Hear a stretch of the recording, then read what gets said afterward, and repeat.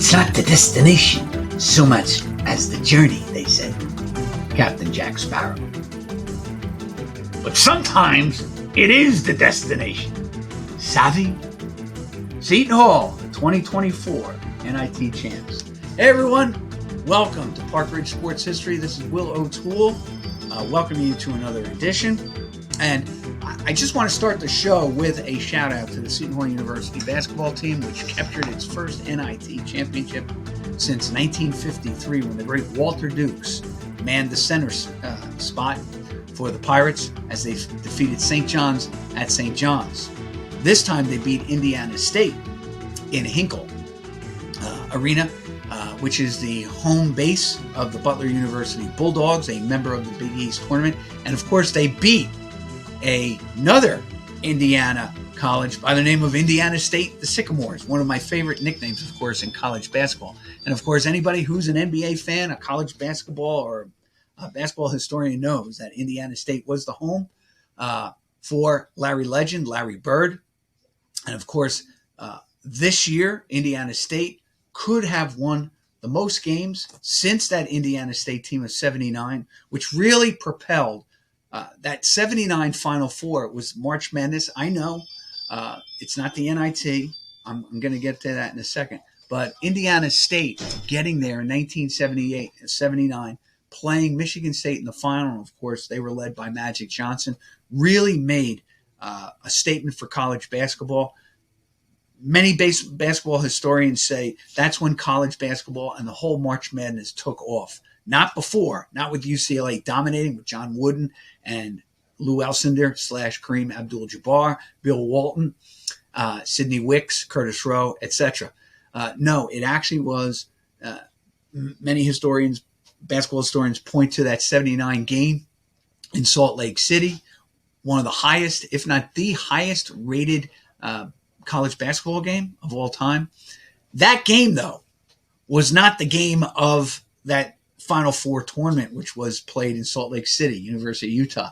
Actually, the great game, and it's a classic, and it's overlooked only because Bird and Johnson upstaged it with the Indiana State-Michigan State game on that Monday night. But Indiana State played a tight, I think it was a 2-point game against DePaul University and Mark McGuire. The Blue Demons, got to the Final Four. And it was a great game. I just remember watching it and went back and forth. There were great players on DePaul. This was really a shining moment for the Blue Demons. I was actually rooting for DePaul. The other member, for all you trivia guys out there, it was the last time an Ivy League team got to the Final Four was Pennsylvania, which was led by Tony Price. But unfortunately, they were just blown out, destroyed out of the arena by Magic Johnson. I think they won the game like 100-67, and it wasn't even that close. I think Penn only scored 18 points by halftime. It was a bloodbath right away. I mean, there was never any doubt, in fact, in that game. Now, the Michigan State-Indiana State game, it looked close. It wasn't as close as indicated. Bird had a good night, but Bird had 19 points, but they really shut him down. It was really Magic's show, and he put on an unbelievable show. And, of course, both would go on to the NBA, to the greatest rivalry in NBA history, LA and Boston, and, of course, lead their teams to multiple championships. But I just wanted to give a shout-out to Seton Hall and the NIT because it was a riveting game. It was a Thursday night, and listen, taking it from my perspective as a Seton Hall fan, alumnus, etc., I thought it was a great game. Maybe other people said, it's just an NIT final. But whether you accept the NIT for what it is, it's a postseason tournament.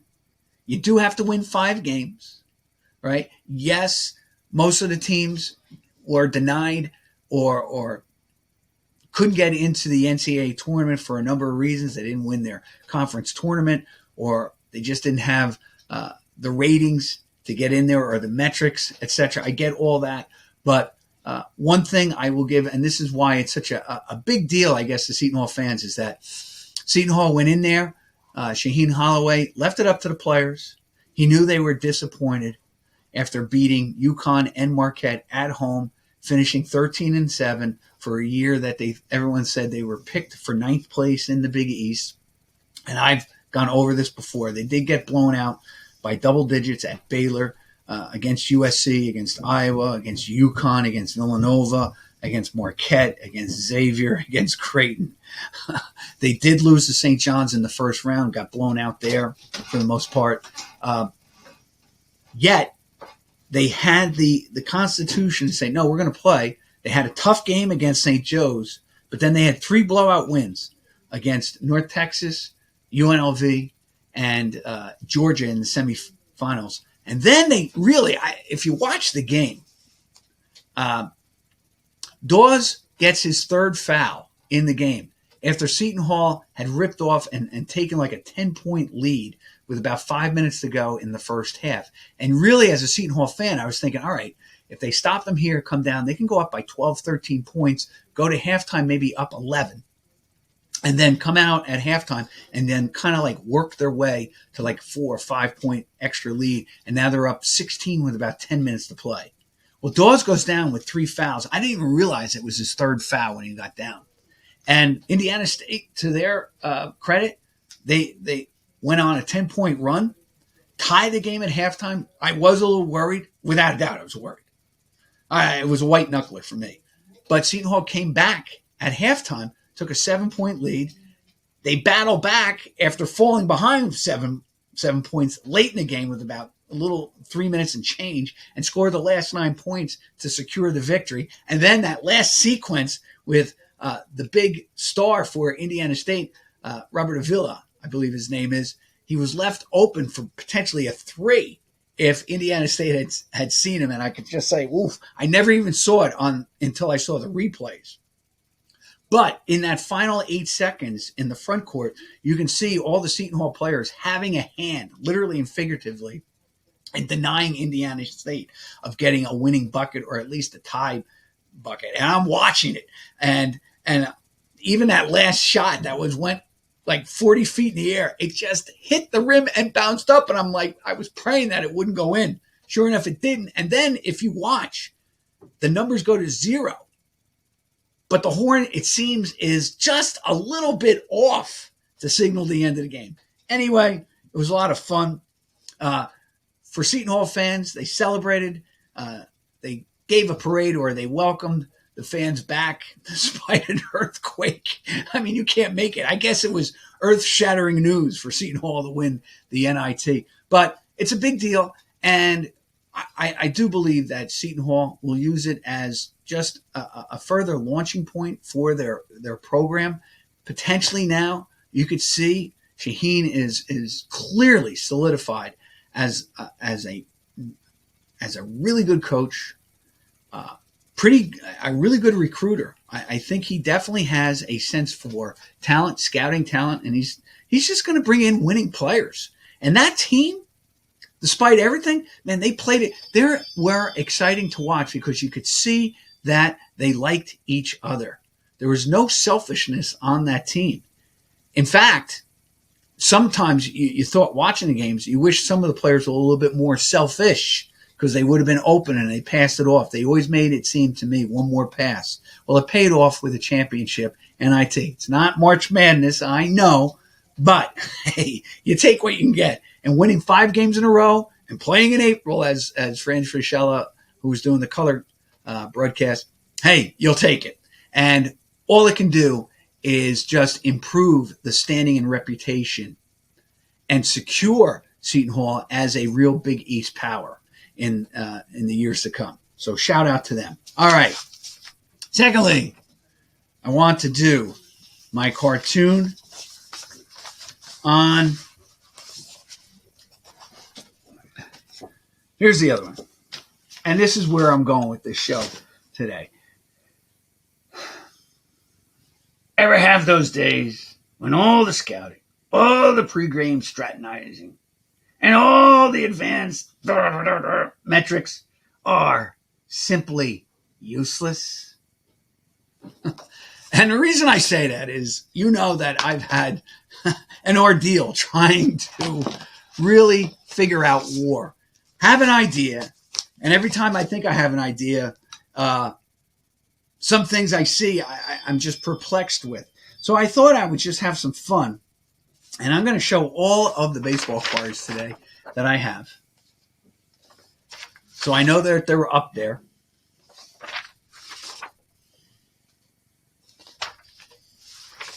Roy Sievers is a good one. Remember that one. This one I want to come back to. So I'm going to put that. That's Willie Mays, obviously, and Gil McDougall. Oop. I want to put this up here. John Matlack, of course. We talked about him in a previous episode. Ken Hubbs, who was on a episode about To an Athlete Dying Young. Remember that? Unfortunately, tragically, Hubbs was killed in an airplane crash over Provo, Utah, way back in the early 60s. And, of course, Jackie Robinson, the award is now named after him, and Mike Trout. Now, the reason I put Trout up there and Jackie Robinson together is that actually, and this is where I was going to go with this show, I was taking a look at the awards. I have done a previous episode on the Rookie of the Year and what team has had the most and what position and all the rest of it. Today, though, I figure I just want to get a sense of the war and just give you a little bit of trivia about the war in relation to the Rookies of the Year. So much fun. Trout I have up there because actually Trout has the highest war of any Rookie of the Year. And Trout, I have to go to my glasses here and apologize. Mike Trout has a 10.5 war as a rookie. That's the highest. The second highest, ready for this, is actually a guy by the name of Mark Fidrich. And I wasn't going to go down this way, but you know what? I just wanted to give you an... Now, Mark Fidrich, alias The Bird, had an unbelievable year in 1976. I always thought that he got robbed. He probably should have won the Cy Young Award as well. He started the All-Star game in Philadelphia. He won 19 games. Of course, he's probably the most legendary moment in his career is the Monday Night Baseball game when he beat the Yankees, I think 5-0 or 5-1. Totally shined in that game. In fact, people saw that he had all these idiosyncrasies. He was not putting on an act. It's what he did all the time. He was very enthusiastic, always celebrated his players making great plays, great defensive gems, all the rest of it. He was really what you love. It was like he was a little league player who actually had his dream and stayed little league in terms of his enthusiasm and spirit for the game. And that night, of course, I remember that Craig Nettles, not one of my favorite Yankees, but had a great sense of humor. He was nicknamed The Bird. And if you saw him, he was actually pretty tall, 6'3", but very wiry, gangly. It looked like when he pitched that his arms flapped like they were wings on a bird, obviously. And I remember Nettles ran across the mound and supposedly threw bird seed down in a nice joke. I think, that's where baseball really has it sometimes over the other sports. They can do that. There's just something about baseball. I guess it's because the number of games, 162, the length of the season, that, these kind of little stories, anecdotes, little antics happen that you don't get maybe in other sports. But anyway, I just wanted to take a look, and I combined it. The first, of course, Rookie of the Year was Jackie Robinson, won it in 1947. Now, I was looking. He only had a 4 WAR. And if you take a look at his stats, they weren't bad. Jackie Robinson, though, did have better years, obviously, than 1947. But you got to remember the pressure that he was under in 1947. And I think it was really a no-brainer, even though his WAR was lower than the runner-up Larry Jansen, who was a pitcher for the Giants. Now, 2 reasons why I think he was the right selection, even though the WAR was clearly in the favor of Larry Jansen. Jansen had a 5 WAR. Actually, Ferris Fain of the Philadelphia Phillies had a 4.2 WAR with 7 homers, 71 RBIs, and a 291 batting average. But the Phillies stunk. Jansen and the Giants didn't win the pennant. Even though Jansen went 21-5, 3.16 ERA, he was a good pitcher. Robinson, on the other hand, breaks the color barrier, comes in, and people don't realize this. He actually played first base his first year. Jansen actually had a 122 and 89 record, 33 games over 500 with a 3.59 ERA.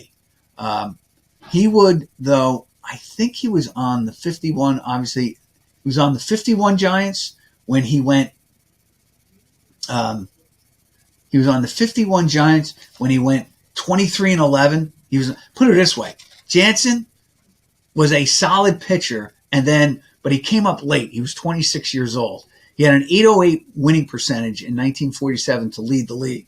He won 21-18, was 15-16 in 1949, 19-30 in 1950, made the All-Star team. 51, of course, probably his best year because the Giants won the pennant. He was 23-11 with a 3.04 ERA, 6.76 winning percentage. But he was unbelievably hot down the end of the season.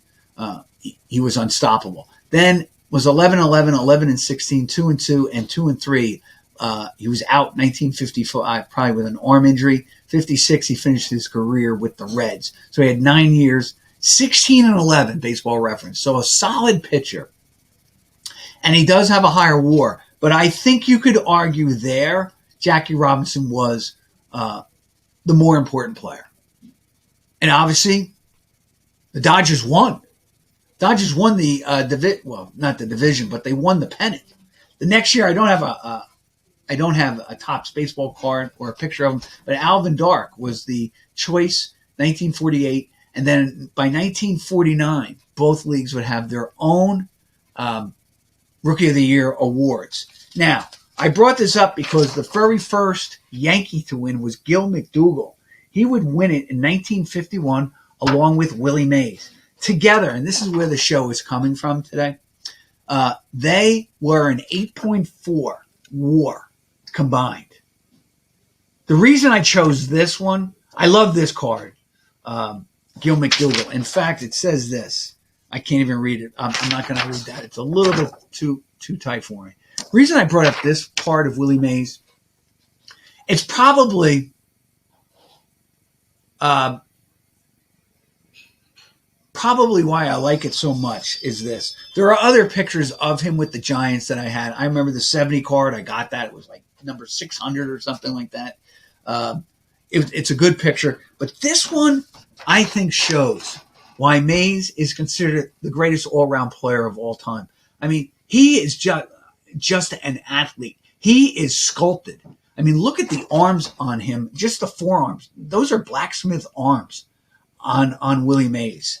And of course, he could do it with his bat. He could do it with his glove. He could do it with his legs.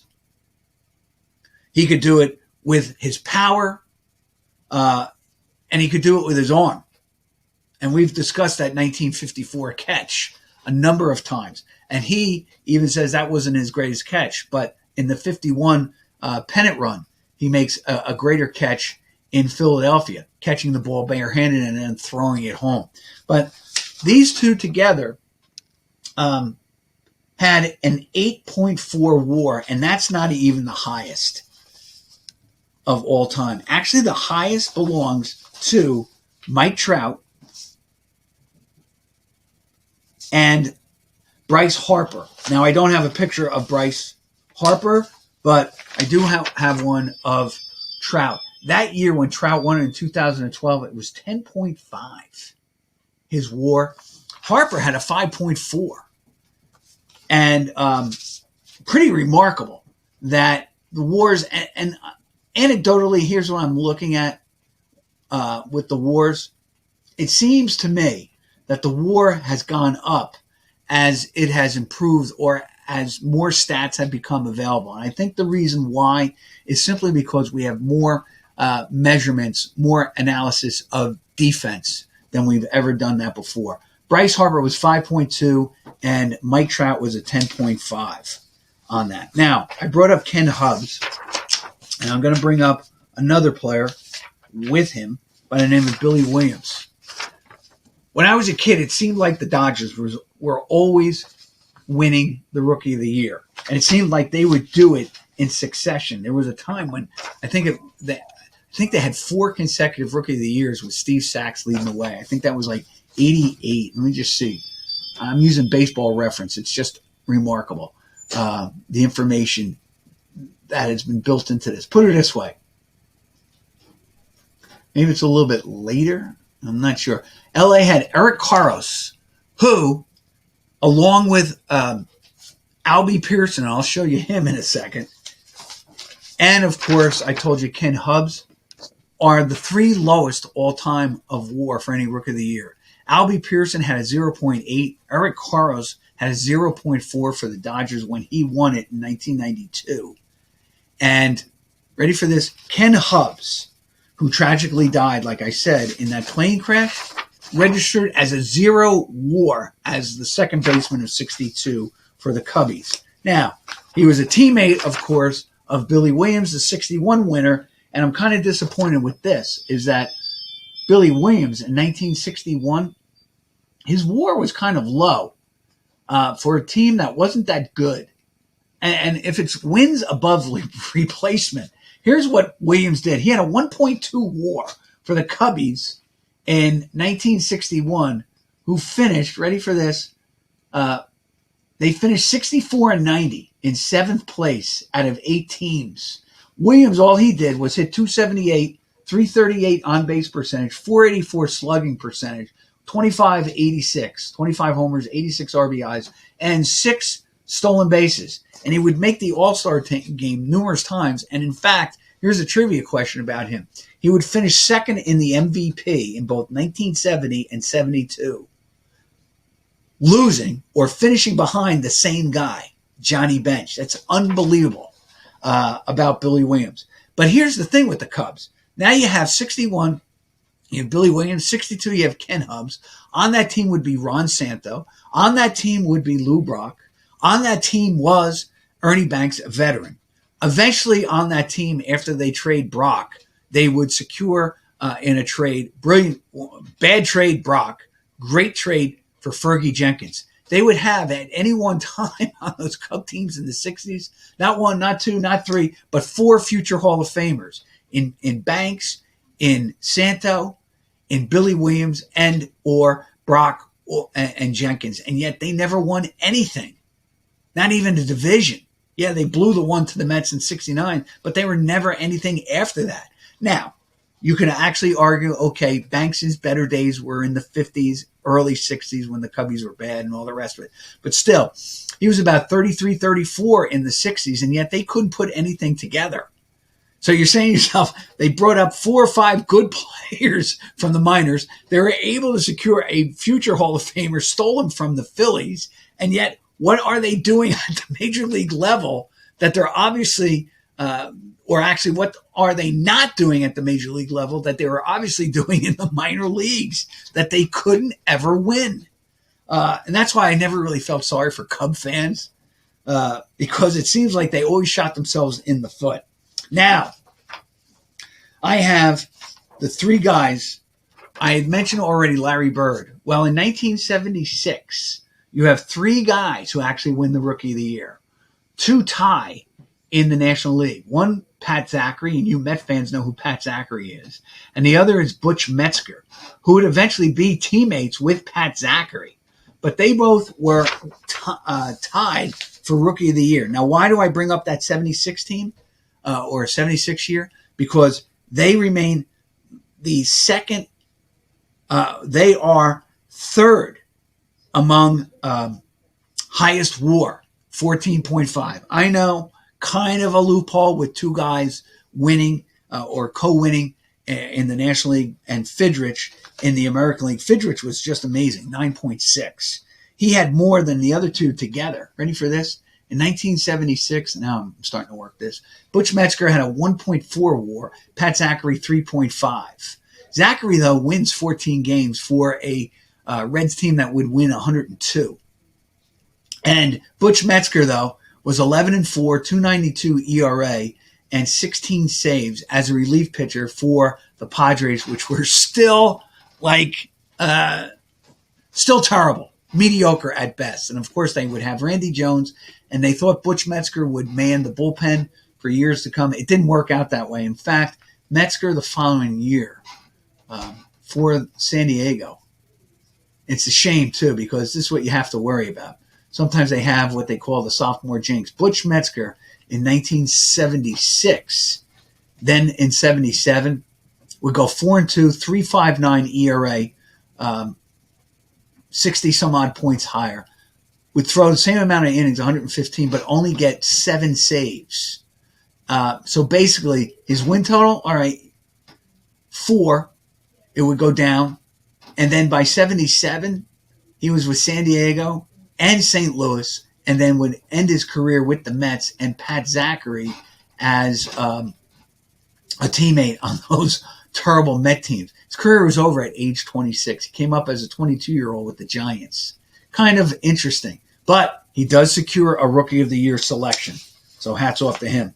Now, next guy. And this is a fun one. And I have to do this. Here they are. These are your 2 Rookie of the Year winners in 1958. One is Albie Pearson. And the other is Orlando Cepeda. Now, I have the one with the Cardinals here. I just love this picture. I love the cards that aren't baseball cards, but actually get the players in more, let's say, candid positions like this. Like Richie Allen in the middle. We'll get to Richie in a second. I love that one because it's not a baseball card picture as like a Gary Peters. This one, Orlando Cepeda, he's putting on it looks like he has a warm-up jacket on, but it's not. It's a police officer behind him at Shea. He's just looking. He's at the batting cages looking, let's say, either into the outfield or talking to somebody. It's just a very candid shot. Albie Pearson, all right, this is with the L.A. Angels. That was the team that he made the All-Star team for. But in 1958, with a .3 WAR, he wins the American League Rookie of the Year. And the funny thing is, I'm going to compare the stats. They are probably, well, actually one of the lowest, if not the lowest of all time, as Cepeda and Pearson would combine for a 3.8 WAR. But Pearson had a .8. He had 275. He had 354 on-base percentage. All right. About 79 points higher. Not bad. 3 homers, 33 RBIs, 7 steals. So you're saying to yourself, if he had a .8 WAR and he won the Rookie of the Year with 33 RBIs and 3 home runs, who was second? And here's your answer. Ryan Doran of the Yankees, who actually finished with a higher WAR, 2.3. He was 6-4, 2.02 ERA, 19 saves to lead the league. And I definitely feel he probably didn't win because the Yankees, of course, were in their dynasty stages. They would win another pennant, and probably writers were thinking, who can we give it to other than a Yankee? Or is he really as valuable as Albie Pearson was to the Washington Senators? Gary Bell, who I also have, I've talked about, he would be an original member of the Seattle Pilots. He was for the Cleveland Indians that year. He even finished with a higher WAR, 2.9. He actually had the highest WAR of the 3. He was 12-10 with a 3.31 ERA. Probably that year, and I would love to ask the writers why Albie Pearson wins it, because Washington, when he won it in 1958, it wasn't like they did anything great. He was 23 years old. Washington was 61-93 under Cookie Lavagetto. They finished in last place. Even if you said, I'm not giving it to Ryan Doran because the Yankees finished in first, okay, no problem. Why don't you give it to Gary Bell? Because here's what Bell did. He was 12-10 on a team, the Cleveland Indians, that were just one game over 500. Now, they finished 14 and a half games behind the New York Yankees, but they were 77-76. Without Bell, they're under 500, you could argue. All right? With the Yankees, you could actually argue this. If not for the 19 saves of Doran, let's just say he only got 9, they're in a theoretical tie with the Chicago White Sox. So maybe Ryan Doran should have won the Rookie of the Year that year. I would love to know what the writers were thinking when they voted for Pearson. Now, Pearson would go on. He would be traded to Baltimore in 1959, but he would actually go and make the All-Star team with the LA Angels in 1963. He led the league in caught stealing with 10, with 17 steals. He did in 1962 lead the American League in runs scored with 115, and he was that was in the midst of 3 years where he scored 90 or more runs. All right, hit 288, 261, and 304. But in 1958, he hit 275 with 33 RBIs, 63 runs scored. It's not like he played all the games. He played 146 games and drew 64 walks, but he would later on draw more walks with the Angels. Actually, he had finer seasons. He drew 96, 95, and 92 walks. Good player. I don't think he's a rookie of the year. And it's justified me saying that because he only had a .3 WAR. Now, get to Richie Allen, who became Dick Allen with the White Sox. But he was Richie Allen with the Phillies when he first came up, with the Cardinals when he was traded there, with the LA Dodgers when he was traded there. Actually becomes Dick Allen in 72 with the White Sox. All right. But he actually, in 1968, this is how good he was, 1964, leading that Philly team almost to the pennant. And he is, I know, he's seen as a controversial player, but I have to be honest with you. I think a lot of that controversy was overstated. And I think that Richie Allen, if you take a look, Dick Allen, Richie Allen, if you take a look at the body of his work, you're looking at a real Hall of Famer. He has a higher WAR than a number of Hall of Famers that are in. Guys who I like, guys like Willie Stargell, actually had a higher WAR. Now, I know he wasn't the greatest defensive player, but he was willing to play third base. And actually, defensively, no Brooks Robinson, but he's no Dick Stewart. Anybody who followed baseball knows what I mean. He was nicknamed Dick Stewart. He was a first baseman. And when your first baseman is nicknamed Dr. Strangeglove, you know that it was an adventure every time you threw to him, whether he was going to catch the ball or not. But Dick Allen played first and third. He actually played a little second, too, in the outfield. And probably, if they had the DH, he probably would have been, quote unquote, best suited for DH. But I always thought this. I always thought he took a lot of grief for things that were out of his control. Managers, I'd like to know, and I've never gotten real quotes. He played for Gene Mark in Philadelphia. He played for Red Shandies in St. Louis.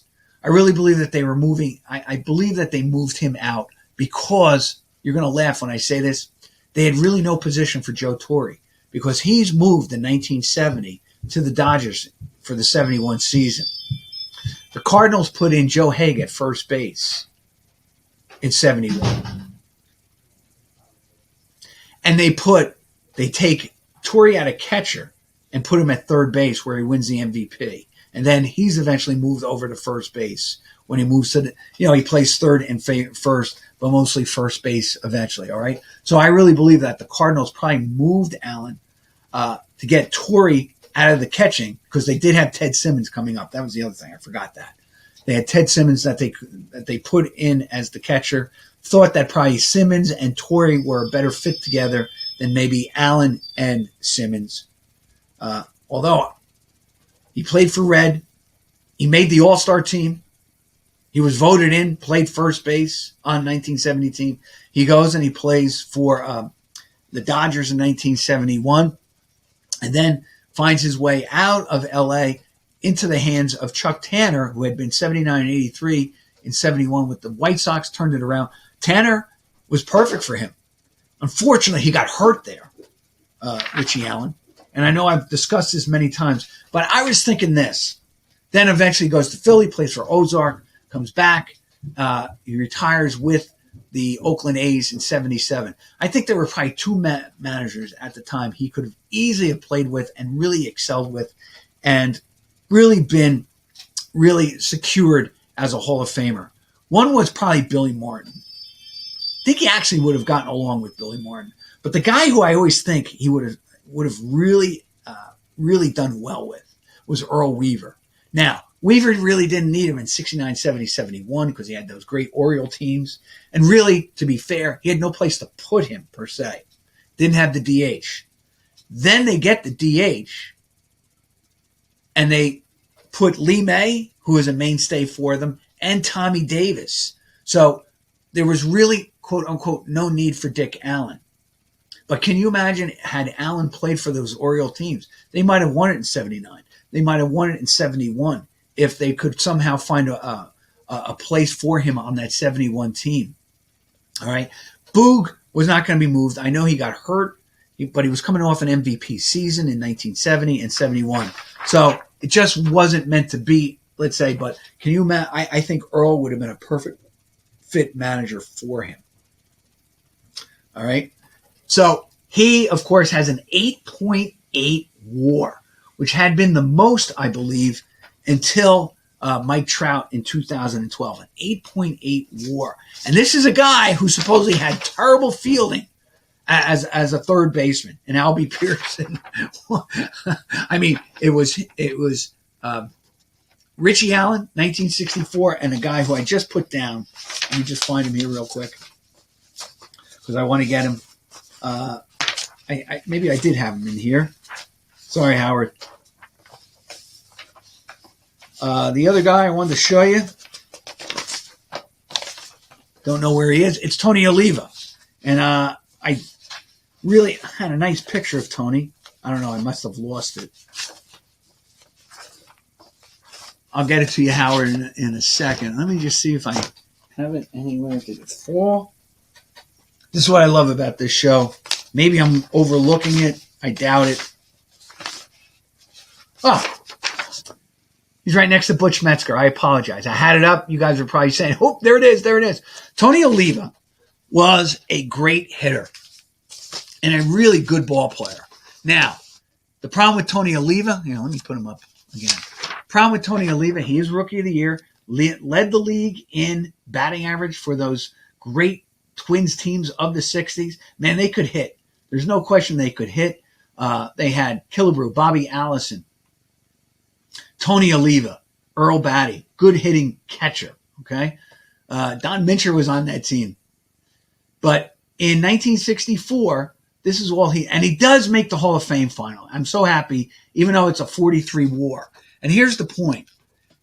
If you take a look at the body of work for Tony Oliva, 43 WAR, 220 homers, 304 batting average. Dick Allen had 292 batting average. He had 358 home runs. He was the MVP in 72, a Rookie of the Year in 1964. Yes, he played for a myriad of teams, but I've already discussed that ad nauseum about that. But let me just say this about Oliva. Led the league in hitting, 323 in 1964 as a 25-year-old rookie. I do believe he is he is from Cuba. So he did escape Castro and Cuba.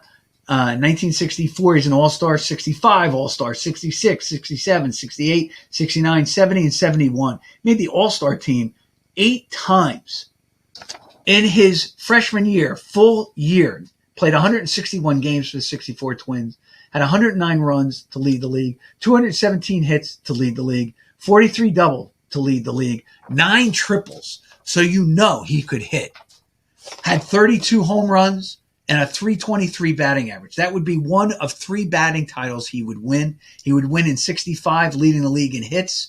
He led the league in hits again in 66, 69, and in 1970. He led the league 4 times in doubles.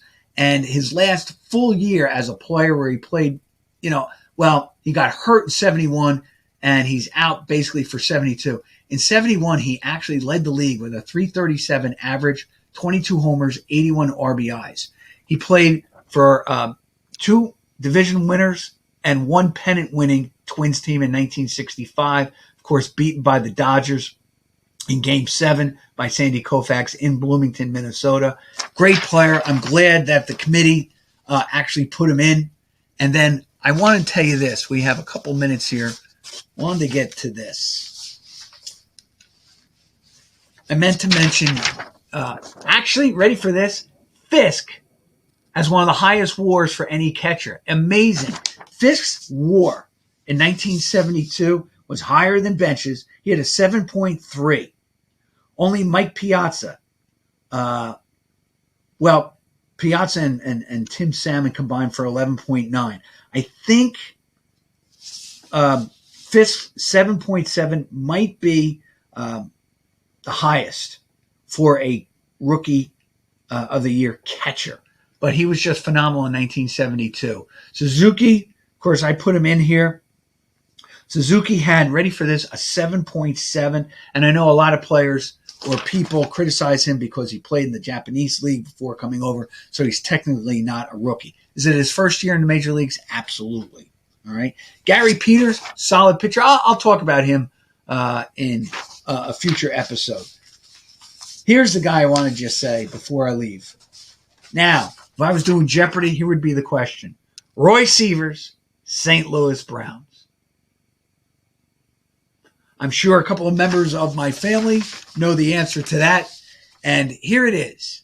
He is the first and only St. Louis Brown to ever win the Rookie of the Year. And he won that way back. Let me just get it here. In 1949, when he hit 306 for the St. Louis Browns with 16 homers, 91 RBIs. Sievers, of course, doesn't spend his whole year or career with them. He amassed 1,703 hits, 318 home runs, a 5-time All-Star player. And I just want to get one other thing for him, just some of his stats. He would, in 1957, go to Washington after the 53 season. He would lead the league with 42 home runs, 114 RBIs, and 331 total bases.